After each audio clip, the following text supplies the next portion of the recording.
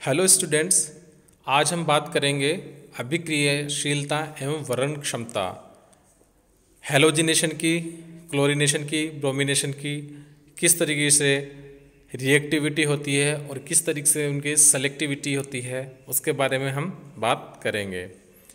Isobutane की chlorine तथा bromine के साथ अभिक्रिया पर हम विचार करते हैं। यह अभिक्रिया किस तरीके से होती है, देखिए। जो आइसोब्यूटेन की, सबसे पहले हम क्लोरीनेशन की बात करते हैं। प्रकाश की उपस्थिति में 298 केल्विन पे हम रिएक्शन करवा रहे हैं, ये वाला पद है। तो जो सबसे पहले बनेगा आइसोब्यूटिल क्लोराइड, वो बन रहा है 36%, और जो एक और प्रोडक्ट बन रहा है वो बन रहा है तृतीयक ब्यूटिल क्लोराइड, जो कि 64% है। मतलब ये मेजर प्रोडक्ट हो जाता है और ये माइनर प्रोडक्ट हो जाता है। अब ब्रोमिनेशन की हम बात करते हैं, जिसके लिए वही कंडीशन क्या है, प्रकाश की उपस्थिति में 400 केल्विन पर हम रिएक्शन करवाएंगे। आइसोब्यूटिल जो ब्रोमाइड बन रहा है, यहाँ बन रहा है अति अल्प मात्रा में, लेकिन तृतीयक ब्यूटिल ब्रोमाइड जो बन रहा है वो बन रहा है 99% से भी अधिक। तो मतलब इसका जो मेजर प्रोडक्ट हो गया या मुख्य उत्पाद ही ये है, ये तो बिल्कुल नगण्य है, इसको हम मान ही नहीं सकते। तो अब यहाँ देखिए, जब क्लोरीन किससे रिएक्शन करवा रहे हैं तो 36% बन रहा है, लेकिन जब ब्रोमीन से रिएक्शन करवाते हैं उसी की, तो ये लगभग न के बराबर बन रहा है। यहाँ पे जो मेजर प्रोडक्ट बन रहा है वही 99% है, और यहाँ का जो मेजर प्रोडक्ट है वो 64% है। तो इतना डिफरेंस क्यों है, इसका क्या रीज़न है, इसके बारे में हम बात करते हैं।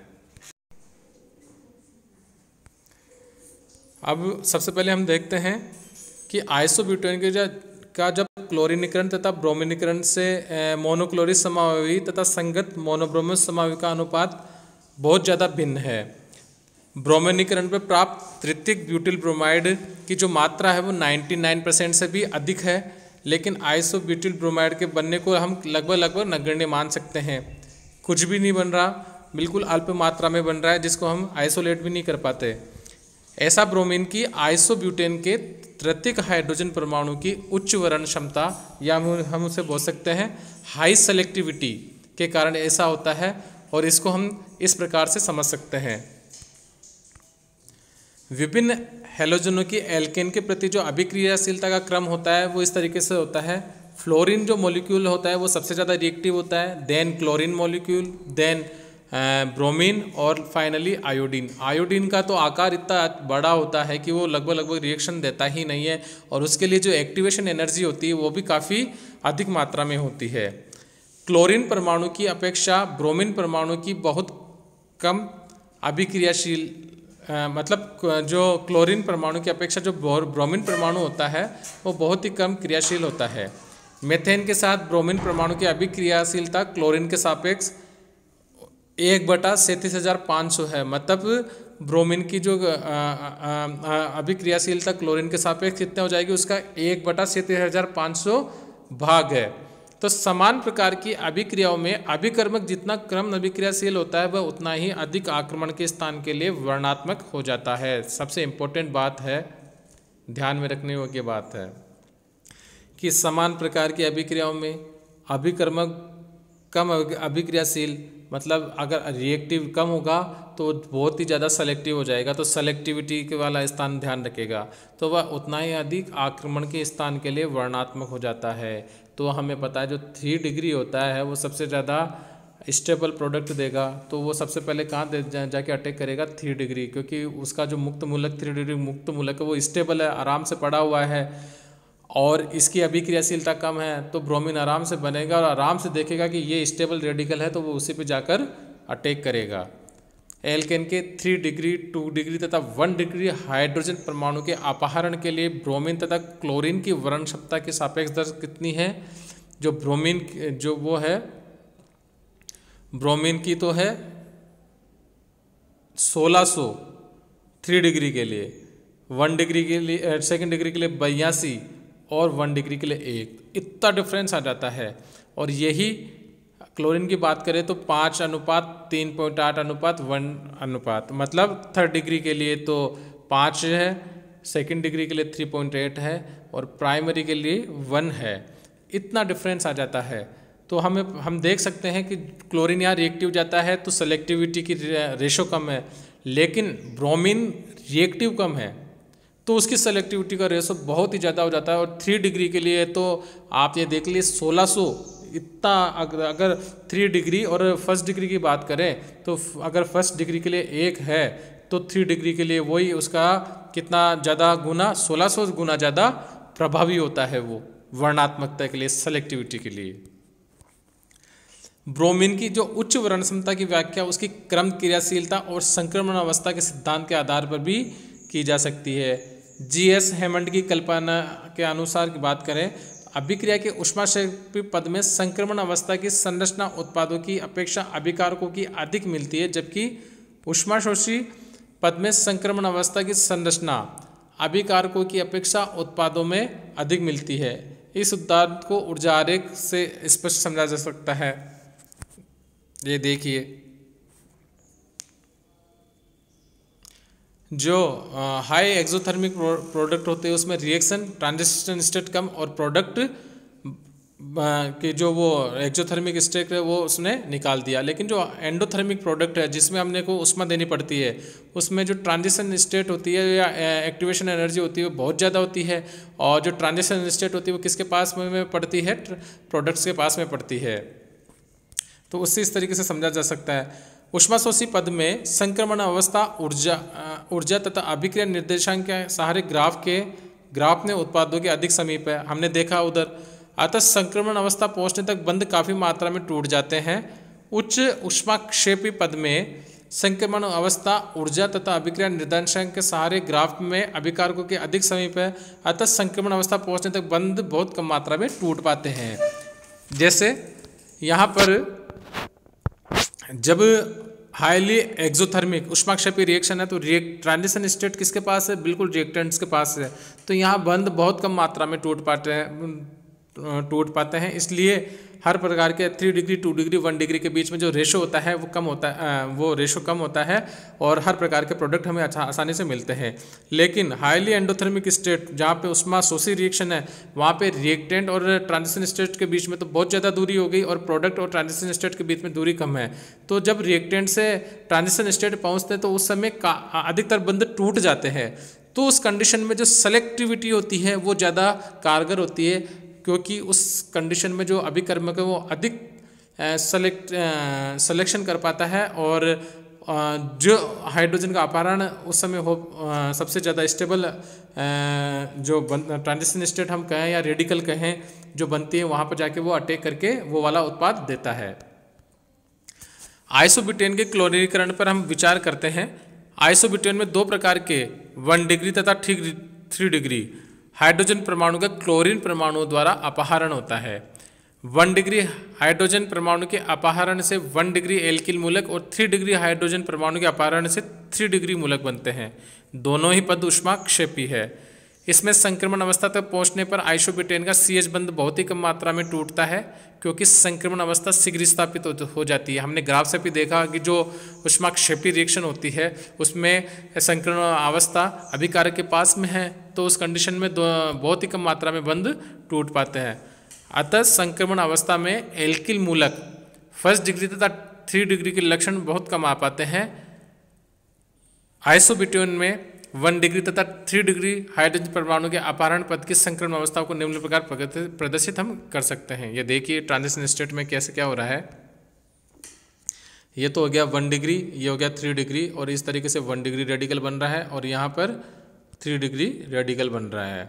आइसोब्यूटेन से दोनों प्रकार के हाइड्रोजन परमाणुओं के अपहरण पद का ऊर्जा आरेख हमने देखा चित्र 4.11 में जो अभी देखा है। 1 डिग्री हाइड्रोजन परमाणु के अपहरण पद का ऊर्जा आरेख A तथा 3 डिग्री हाइड्रोजन परमाणु के अपहरण का पद का ऊर्जा आरेख B है। दोनों ही पदों में संक्रमण अवस्थाएं संरचना तथा ऊर्जा में अभिकारकों के समीप है। अतः ये संक्रमण अवस्थाएं A में 1 डिग्री मूलक जिसे आइसोब्यूटेन मूलक तथा B में 3 डिग्री मूलक समान है। इसलिए दोनों में विशेष प्रकार के कार्बन हाइड्रोजन बंध के टूटने का अभिक्रिया दर पर बहुत ही क्रम प्रभाव पड़ता है। ये दोनों पद लगभग समान वेग से घटित होते हैं, क्योंकि इनकी सक्रियण ऊर्जा में बहुत कम अंतर रहता है। सबसे बड़ा डिफरेंस है कि इनकी सक्रियण ऊर्जा में बहुत कम अंतर होता है। फलस्वरूप आइसोब्यूटेन के क्लोरीनीकरण पर प्राप्त मोनोक्लोरो उत्पादों की मात्रा में अधिक अंतर नहीं होता है।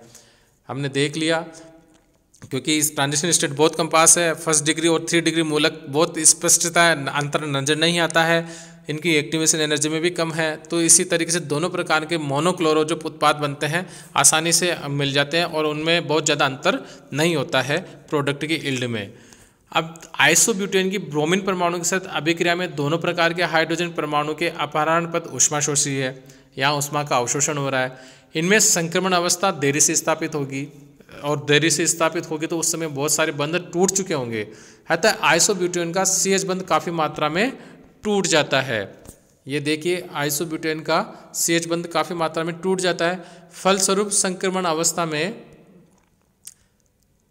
1 डिग्री तथा 3rd डिग्री के लक्षण काफ़ी मात्रा में आ जाते हैं। 1 डिग्री तथा 3rd डिग्री हाइड्रोजन परमाणु के अपहरण की संक्रमण अवस्था को निम्न प्रकार से प्रदर्शित कर सकते हैं। ये तो 1 डिग्री है और ये 3rd डिग्री है। इस तरीके से ये तो 3rd डिग्री रेडिकल बन रहा है और ये प्राइमरी रेडिकल बन रहा है, 1st डिग्री रेडिकल बन रहा है। तो यहाँ देखिए ये जो इसका ऊर्जा आरेख है, ये तो क्लोरो उसका था, किसका, क्लोरीनेशन का,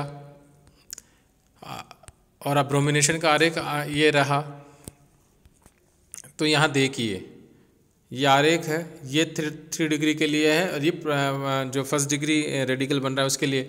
यहाँ से इसकी जो ऊर्जा भी कम है, एक्टिवेशन ऊर्जा, और इसकी एक्टिवेशन ऊर्जा ज़्यादा है, तो 3 डिग्री का प्रोडक्ट आराम से बनेगा, बहुत इजी वे में बन जाएगा। और इतनी इसको एक्टिवेशन ऊर्जा मिल ही नहीं पाएगी तो ये प्रोडक्ट आराम से मिल ही नहीं पाएगा। लैंग्वेज हम पढ़ लेते हैं।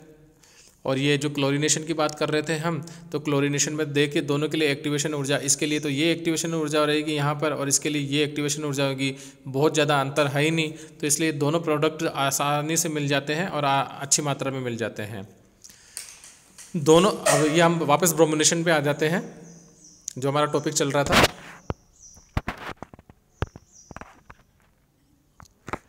दोनों संक्रमण अवस्थाएं ऊर्जा तथा संरचना में उत्पादों से मिलती है। 1 डिग्री हाइड्रोजन परमाणु के अपहरण से 1 डिग्री मूलक मिल रहा है और 3 डिग्री से 3rd डिग्री मूलक मिल रहा है। 1 डिग्री तथा 3rd डिग्री मूलक की संरचना भिन्न होती है, दोनों की स्थित ऊर्जाओं में बहुत अधिक अंतर होता है, अतः दोनों की संक्रमण अवस्था भी बिल्कुल भिन्न होगी। 1 डिग्री कार्बन हाइड्रोजन बंध तथा 3 डिग्री कार्बन हाइड्रोजन बंध के टूटने की सापेक्ष दर भी भिन्न होगी, अतः आइसोब्यूटेन के 1 डिग्री हाइड्रोजन परमाणु तथा 3rd डिग्री हाइड्रोजन परमाणु के अपहरण की अभिक्रिया के वेग बिल्कुल भिन्न होंगे। 3rd डिग्री मूलक का स्थायित्व 1 डिग्री मूलक की अपेक्षा बहुत अधिक होता है तथा 3rd डिग्री हाइड्रोजन परमाणु के अपहरण की सक्रियण ऊर्जा 1 डिग्री हाइड्रोजन परमाणु के अपहरण की सक्रियण ऊर्जा से बहुत कम होती है, अतः 3rd डिग्री मूलक बनने की अभिक्रिया बहुत तेजी से होती है। फलतः तृतीयक ब्यूटिल ब्रोमाइड की अभिक्रिया में उच्च मात्रा में बनता है। ब्रोमिनीकरण में आइसोब्यूटेन के प्राथमिक तथा टर्सरी हाइड्रोजन परमाणु के अपहरणिक पदों की स्थिति रेखा को क्रमशः ए बी के द्वारा दिखाया गया है, जो हमने देख ही लिया है आगे, जो हमने बात ही कर ली थी यहाँ पर कि किस तरीके से इसकी एक्टिवेशन ऊर्जा तो बहुत कम है, क्योंकि 3 डिग्री की जो रेडिकल बन रहा है, एक तो उसकी स्थितिज ऊर्जा कम है, ये वैसे स्थायित्व होता है, स्थितिज ऊर्जा कम है, स्थायी है, और इसकी जो ट्रांजिशन एनर्जी होती है इससे प्रोडक्ट बनने की वो एक्टिवेशन एनर्जी वो भी कम है। ये जो प्राइमरी रेडिकल बन रहा है वो कम स्थायी है, इसकी स्थितिज ऊर्जा जो टर्सरी रेडिकल बन रहा है उसके कंपेयर में काफ़ी ज़्यादा है, और इससे प्रोडक्ट बनने के लिए जो एक्टिवेशन ऊर्जा है वो इसके कंपेयर में काफ़ी ज़्यादा है। इसलिए जो हमारा जो फाइनल प्रोडक्ट बनता है वहाँ पर तो ये सबसे ज़्यादा बनता है और ये न की मात्रा में बनता है। और ये क्लोरीनेशन के लिए भी हम इसके सापेक्ष वो देख लेते हैं क्या डिफरेंस है, क्योंकि यहाँ पे ये ऊष्माशोषी पद था, तो यहाँ ऊष्मा ग्रहण कर रहा है, ये ऊष्मा शोषी पद है और ये प्रोडक्ट है अपना। उसके बाद बात करें तो हम रेडिकल के फॉर्मेशन की बात करें तो ये रेडिकल बन रहा है, तो ये तो ऊष्माशोषी पद है, क्योंकि इसकी जो अभिकारक ऊष्मा तो ये थी और उत्पाद की ऊष्मा ये है। और वहाँ बात करें तो क्लोरीनेशन के लिए अब देखिए आप, ये ऊष्माक्षेपी पद है, यहाँ पे अभिकारक की ऊर्जा तो ये है और उत्पाद की ऊर्जा ये है। अब यहाँ पे जो ट्रांजिशन एनर्जी है 3rd डिग्री रेडिकल के लिए वो इतनी सीख है और 2nd डिग्री के लिए ये है, और दोनों ट्रांजिशन एनर्जी में बहुत ज़्यादा अंतर नहीं है, इसलिए दोनों प्रकार के प्रोडक्ट अच्छे मात्रा में बनेंगे। लेकिन चूँकि इसकी ट्रांजिशन एनर्जी या संक्रमण ऊर्जा प्राइमरी रेडिकल से कम है, तो ऑब्वियसली ये जो 3rd डिग्री रेडिकल से जो प्रोडक्ट बनेगा उसकी मात्रा ज़्यादा होगी प्राइमरी रेडिकल के कंपेयर में। तो हमने देख लिया किस तरीके से सेलेक्टिविटी और रिएक्टिविटी या किस तरीके से रिएक्टिविटीज़ पर सेलेक्टिविटी डिपेंड करती है या सेलेक्टिविटी रिएक्टिविटी पे डिपेंड करती है। तो आज का ही हमारा टॉपिक यहीं ख़त्म होता है। धन्यवाद।